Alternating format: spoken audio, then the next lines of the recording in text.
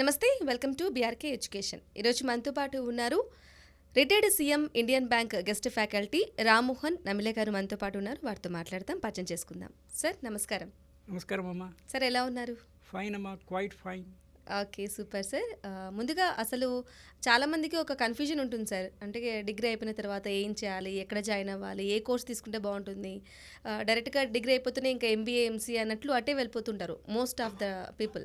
So ఏంటంటారు, అసలు ఏం జాయిన్ అయితే బెటర్ అంటారు, బెటర్ ఫ్యూచర్ ఉంటుందంటారు? లైఫ్లో ఎప్పుడు మీరు ఎడ్యుకేషన్కి సంబంధించి అడిగారు, కానీ మొత్తం జీవితంలో కూడా సార్ నేను చాలా అక్రానిమ్స్ యూస్ చేస్తుంటాను. WILN, విల్న్. Okay. WINN, what next in life. Okay.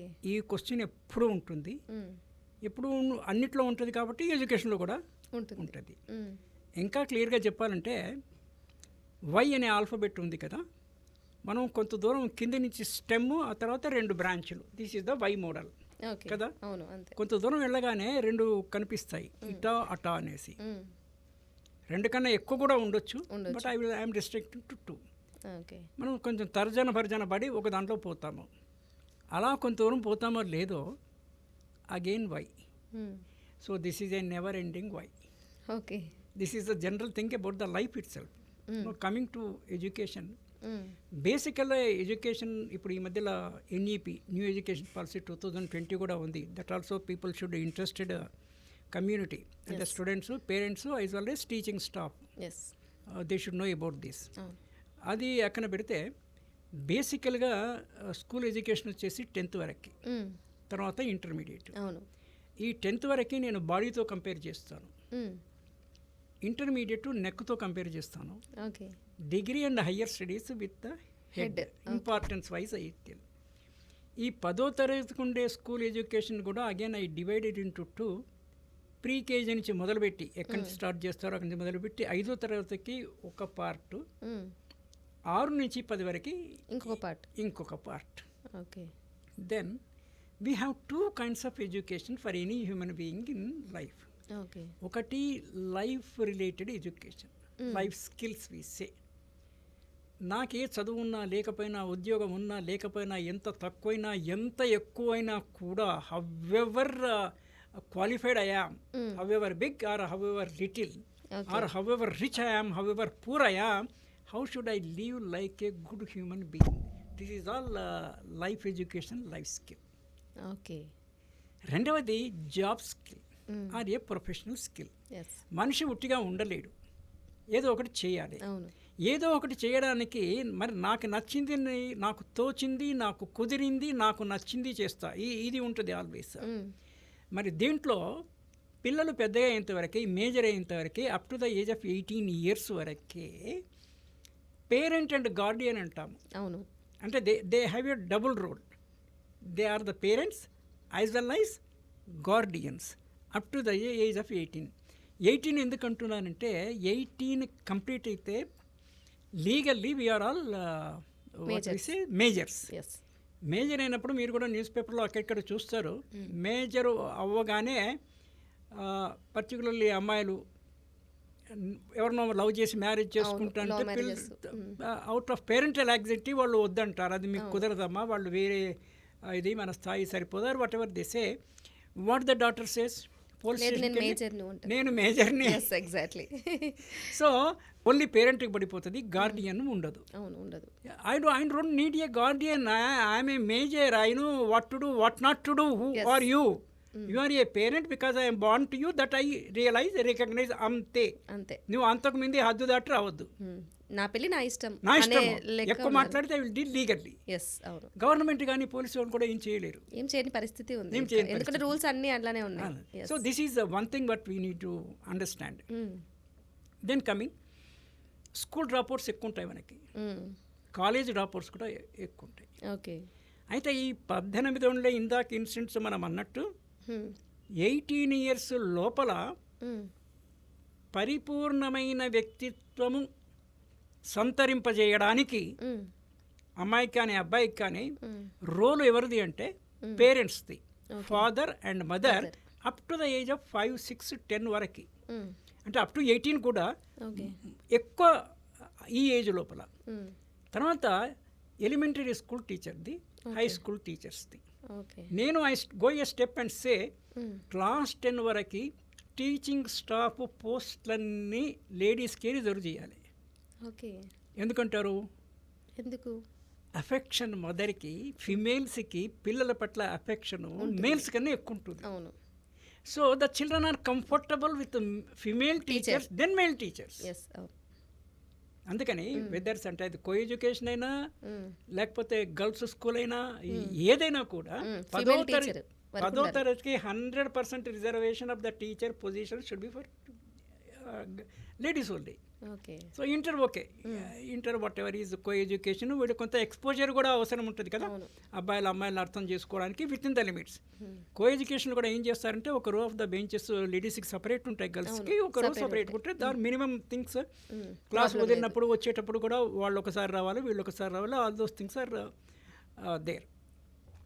Intermediate ఇవన్నీ డ్రాప్అవుట్స్ పోగా మిగిలిన వాళ్ళు జల్లర పట్టిన తర్వాత ఎలిమెంటరీ స్కూల్లో, హై స్కూల్లో పోతారు. చైల్డ్ లేబర్ ఎక్కువ మన దగ్గర, చాలా బీద దేశము, అంటే మనకు రిచ్ కంట్రీ అయినా కూడా ఈక్వి డిస్ట్రిబ్యూషన్ ఆఫ్ వెల్త్ లేకపోవడం మూలాన ఈక్వి డిస్ట్రిబ్యూషన్ ఆఫ్ వెల్త్ ఉండదు. అందరు సంపాదించుకోవాలి, ఎవరికి వాళ్ళు కష్టపడి సంపాదించుకుంటేనే ఎవరికి వాళ్ళకి వెల్త్ అనేది ఉంటుంది. ఇది ఇలా పైకి వెళ్ళినప్పుడు డ్రాప్అవుట్ కాగా ఒకటి బేసిక్గా జీవితంలో 3 ఫేజులు ఉంటాయమ్మా. One is education. ఎడ్యుకేషన్ ఎట్లాగో అందరికీ అవసరం కదా, డ్రాప్అవుట్స్ పక్కన పెడితే అందరికీ ఎడ్యుకేషన్ ఎంతో కొంత ఎడ్యుకేషన్. ఎడ్యుకేషన్ దేనికోసమని we get our educated?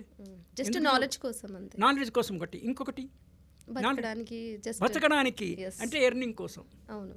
So ముందుగా ఒక స్టెప్ వేయాలంటే ఖచ్చితంగా ఎడ్యుకేషన్ ఉంచే తర్వాత మన టాలెంట్ అనేది బయటపడుతుంది. Exactly. So education for earning. Earning అంటే కూడా మనీ, నేమ్, పేరు ప్రతిష్టలు రావడానికి, డబ్బు సంపాదించుకొని దేనికైనా కూడా education is the foundation. Yes. అవును. ఎడ్యుకేషన్ అయిన తర్వాత యూ గెట్ ఎంప్లాయ్మెంట్. అవును. Or self employment, whatever. Education, employment, self employment or earning అల్టిమేట్గా. వై డు వి ఎర్న్ అంటే మినిమం ఎర్నింగ్ సరిపోతుంది కదా, why do we earn a little more? ఒకరికంటే మించి బతకడానికి సార్.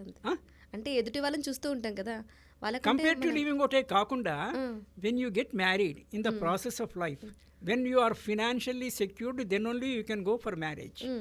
అంటే ఈ రోజుల్లో, ఇంతకుముందు ఫైనాన్స్తో సంబంధం లేకుండా యుక్త వయసు కాగానే పెళ్లి చేసేవాళ్ళు, తల్లిదండ్రులే ఫినాన్షియల్గా భరించేవాళ్ళు.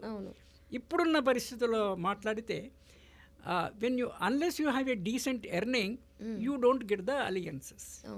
అందుకని మీకు మంచి ఎడ్యుకేషన్ ఉండాలి, మంచి ఎర్నింగ్ ఉండాలి. ఇప్పుడు ఎడ్యుకేషను, ఎంప్లాయ్మెంట్ అంటే ఎంప్లాయ్మెంట్కి అంటే మనం మినిమం జాబు మన దగ్గర ఒక గౌరవ ఉద్యోగం అంటే క్లరికల్ లెవెల్ అండ్ అబవ్. దానికన్నా కింద వీసే క్లాస్ 4 ఎంప్లాయీస్ లైక్ స్కావెంజర్స్. ఇప్పుడు మాన్యువల్ స్కావెంజింగ్ లేదు, it is abolished by the government. Scavenging అనే వృత్తి లేనే లేదు. కానీ అయినా కూడా toilets need to be cleaned, that is a different question. But ఈ నైట్ సైల్ క్యారీ చేయడము అదంతా పోయింది.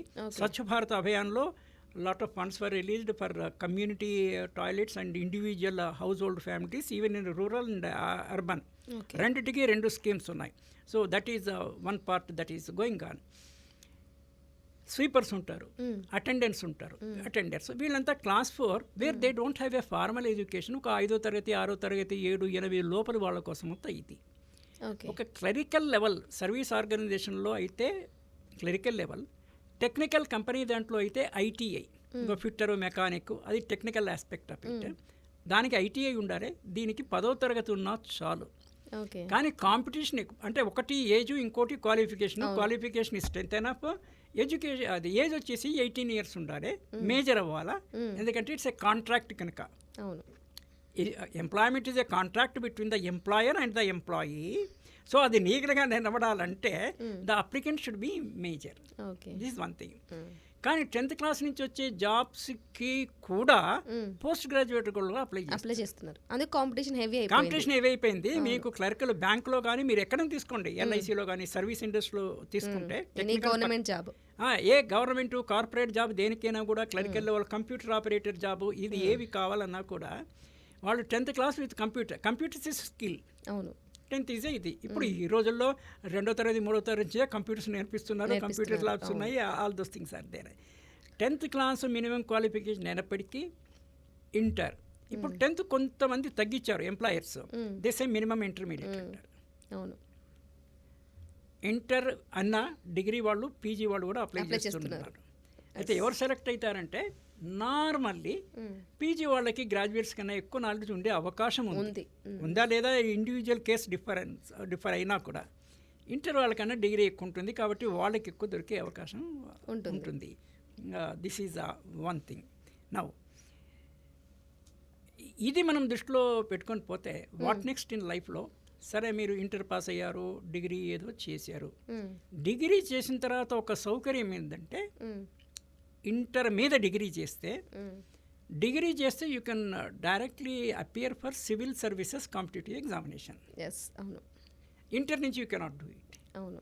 Any degree if you do you are eligible. ఇక డిగ్రీ చేస్తే చాలు కదా ఆ మాటకు వస్తే.